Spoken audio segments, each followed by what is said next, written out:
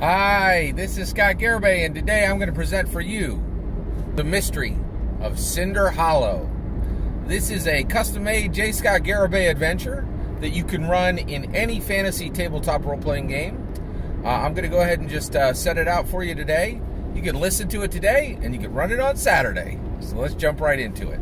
Okay, so the hook for this adventure is specifically the fighter in your group, okay?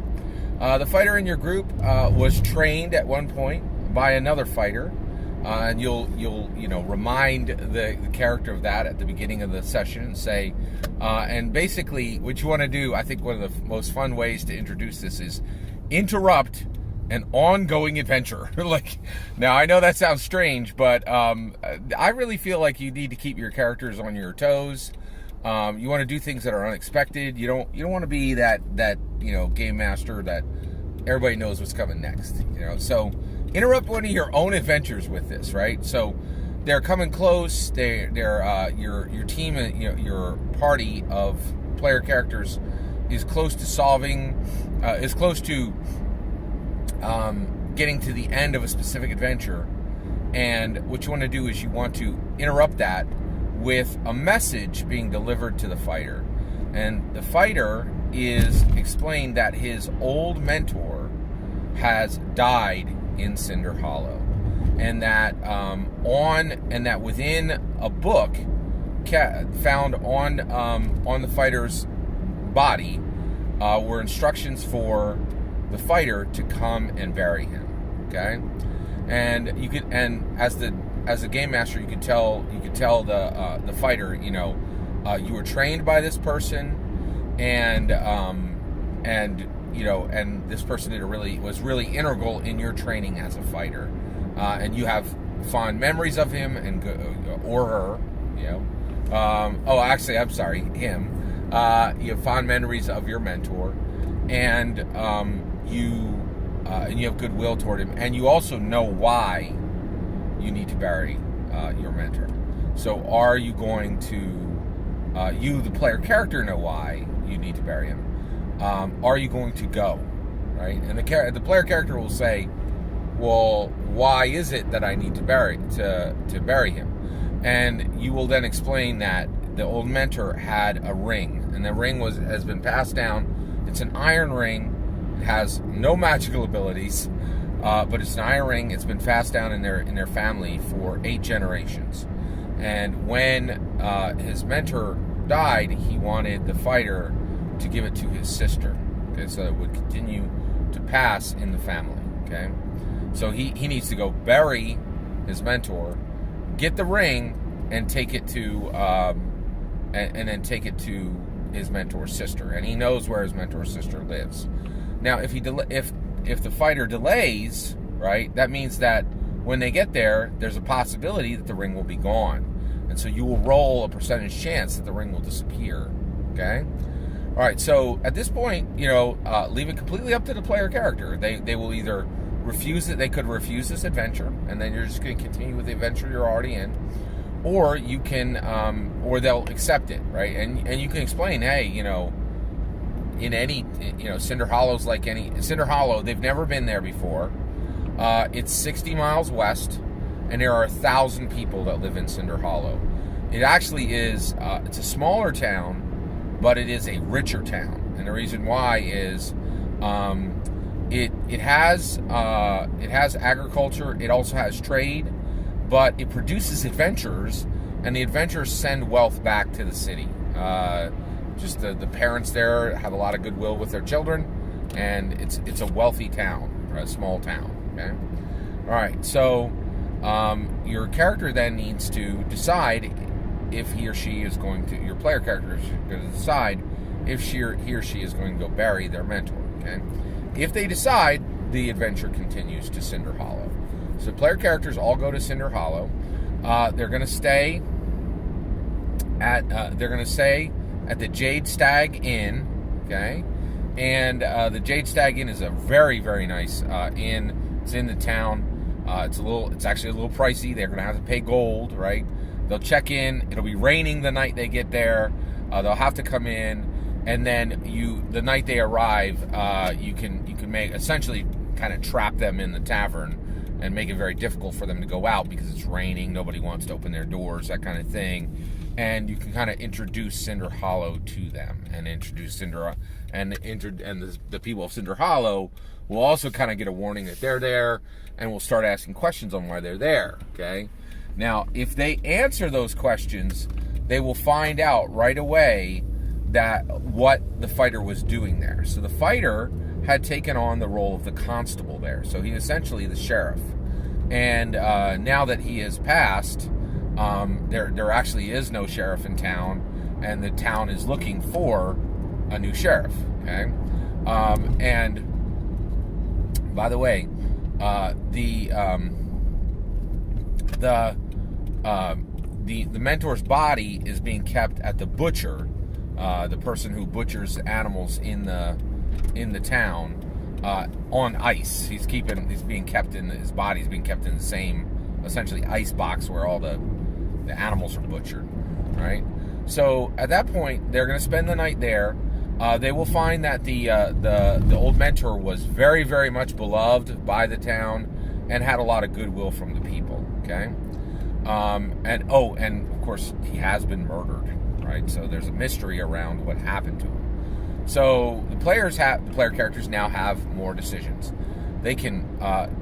So at this point, the player characters that evening, of course, there's always tavern shenanigans that can happen, and so you can let that play out the way it's going to play out.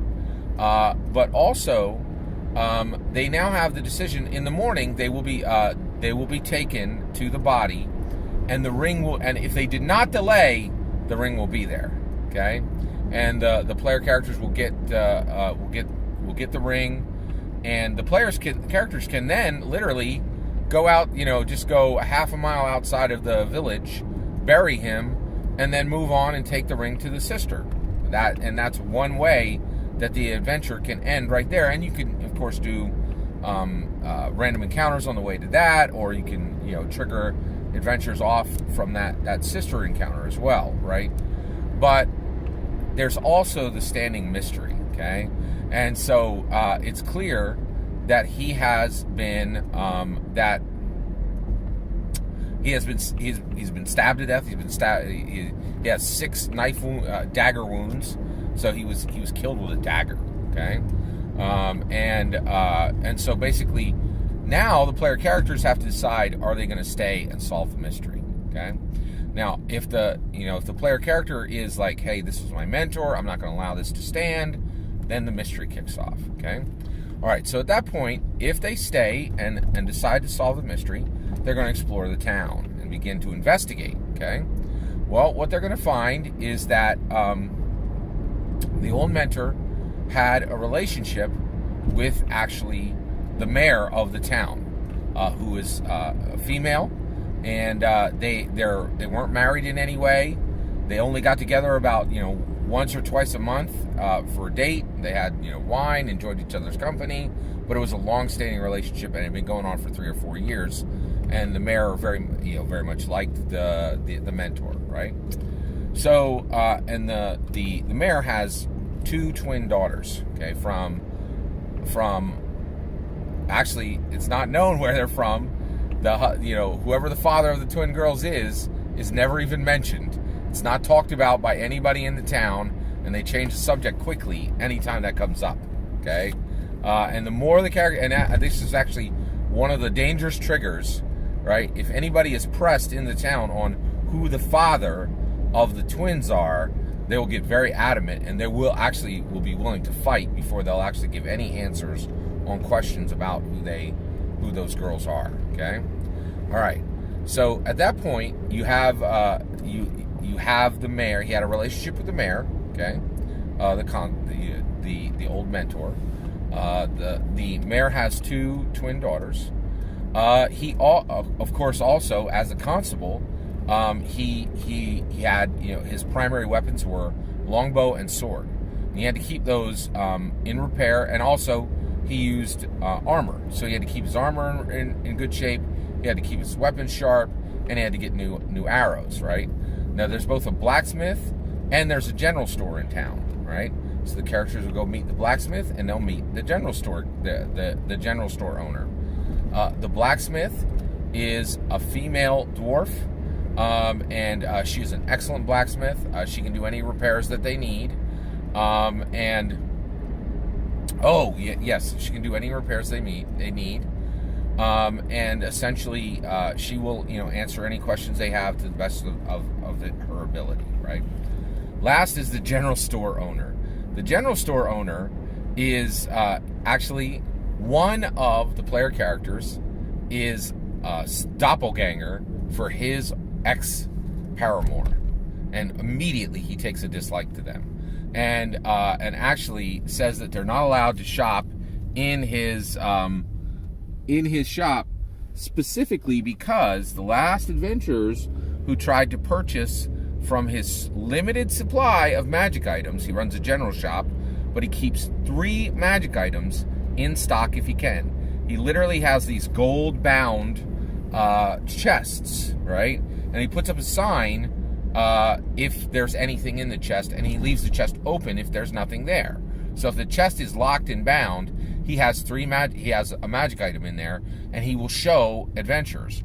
Now, he had three magic items, and the last adventuring party that came in stole them from him, and in addition to that, one of the player characters looks like his ex-paramour, so he really has it in for them, and he refuses to. Once they come in, he says, "Listen, any general wares you want, I will sell to you. I currently have 2 magic items in, but I refuse to sell them to you, and I really don't want adventurers in here because I just had all my magical items, which I had paid a lot of money for, stolen by an adventuring crew, right?" So he shoos them out, right? If he can. That's gonna be an interaction between your player characters and the general store manager. Okay. I did forget one thing. When the player by the way, if the player characters delay, right, they will have for every day they delay, there is a 5% chance that the ring will be stolen by someone in the town. Okay, and it will be one of the named characters that I'm going to name. It will be one of them, and you can decide which. Right. So at that point, when they get there, you'll roll, and every day that passed, and if it's after 20 days, it's guaranteed to be stolen, and they don't even make the roll, the ring isn't there, right? All right.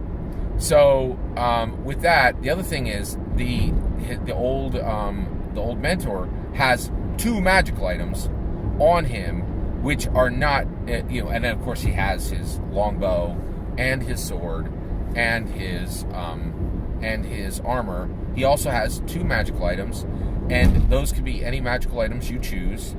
And in addition, they should be significant, especially since the crew interrupted their adventure and came here. So it should be an immediate reward for them, like that they're going to get these 2 magic items. And they can be very, very significant magic items. It's up to you what you want to give out for that. Okay. All right. So at this point, in their investigation, player characters should have met the mayor, her twin daughters, the general store owner, the owner of the inn, a serving person at the inn, okay, and the blacksmith, okay.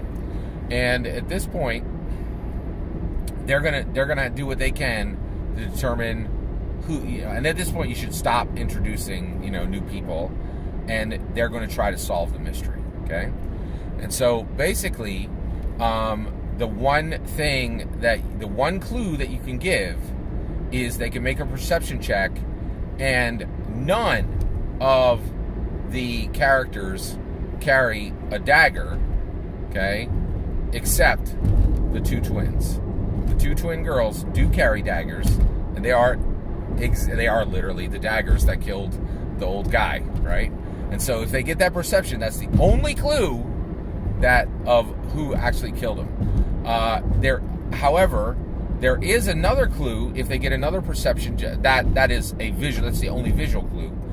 The dwarven blacksmith will also give another clue, specifically telling them that they can find that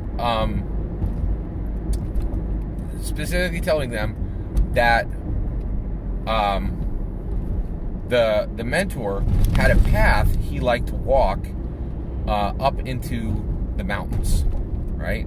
And if pressed on how she knew this, she was actually in love with him, and he did not return her affections at any point, but she would follow him, and so she can tell them the path where they went. So if they get those two clues, either one of so basically, if they find out that the girls have the dagger, that they will find, if they do an investigation, look at the wounds and then look at the daggers, they will see that they're an absolute match, right? And so then they may simply question the girls, and at that point, that's simply going to be it could be a charm, it could be an intimidation, however they want to handle it, right?